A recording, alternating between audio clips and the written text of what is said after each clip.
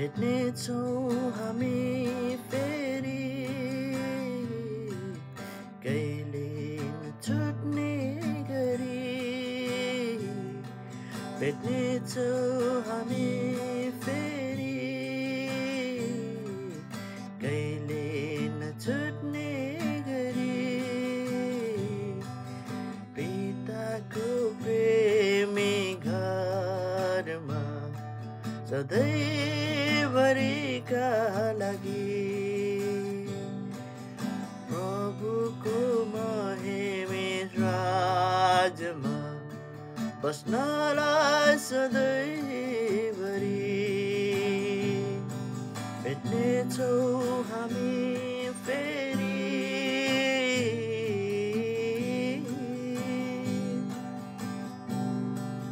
हुने छैन फेरि त्यहाँ मृत्यु र शोक र रोदनका कुरा हुने छैन फेरि त्यहाँ मृत्यु र शोक र रोदनका कुरा पुग्नेछौँ एक दिन निश्चय त्यहाँ प्रभुको स्वर्गीय राज्य छ जहाँ पुग्नेछौँ एक दिन निश्चय त्यहाँ प्रभुको महिमित राज्य छ जहाँ कहिले नछुट्ने गरी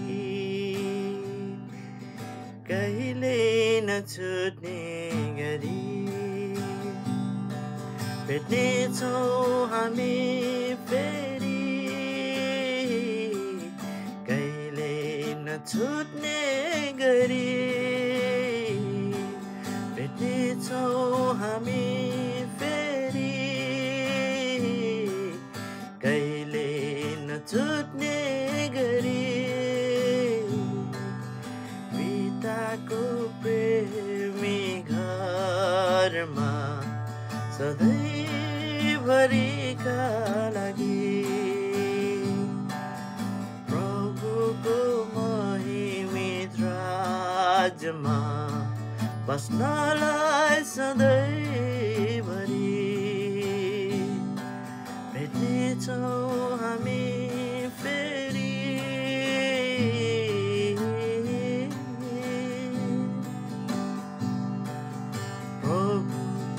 स्वर्गीय बोलावटमा छुट्टिन्छौँ हामी आज यहाँ प्रभुको स्वर्गीय बोलावटमा छुट्टिन्छौँ हामी आज यहाँ भेट्नेछौँ एक दिन निश्चय हामी प्रभुको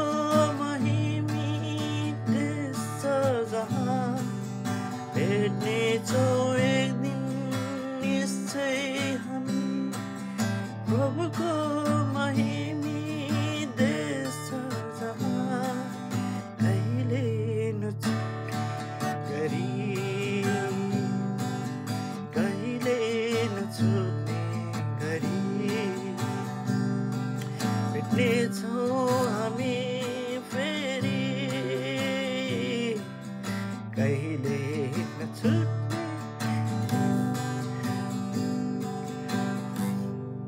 भेट्नेछौँ हामी फेरि कहिले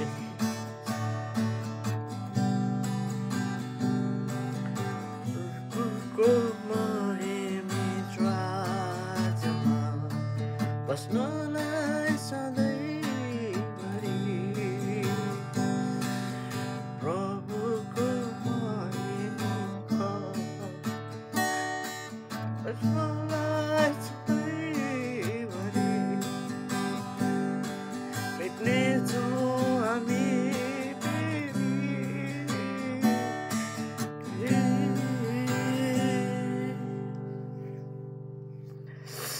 साथीहरू भेट्नलाई तयार हुनुहोस्। प्रभुको वचनले भन्छ धर्मीजनहरू आउन लागेको त्यो सङ्कष्टबाट छुटकाराको निम्ति उठाइँदैछन्। धर्मीजनहरू नष्ट हुँदैछन्, तर कसैले यसको वास्ता गर्दैन। आफ्नो चालहरू सुधार्नु। सधैँ नै तपाईँको आज यो बडा सेवा सकेर जाँदा जाँदै यात्रामा आज उहाँ बित्नुभयो। यसरी नै हाम्रो समय कहिले हो थाहा छैन। धर्मीजनको परमेश्वरको छोराछोरीको न्याय पहिला हुन्छ भन्छ। अब प्रभुलाई विश्वास नगर्नेहरूको त झन् के ऊ भएर होइन। यसै कारणले गर्दा तपाईँका चालहरू कस्तो छन्? भेट्नेछौँ हामी फेरि? भेटेपछि भेटिन्छ, भेटिँदैन? भेट्ने निश्चय त रहनुहोस्। ओके, जय मसीह सबैलाई। The end of the life of a Christian is not the grave, it is glory. आज कुनै पनि क्रिस्चियनको आज अन्त चाहिँ आज त्यो चिहान होइन, तर त्यो महिमा हो।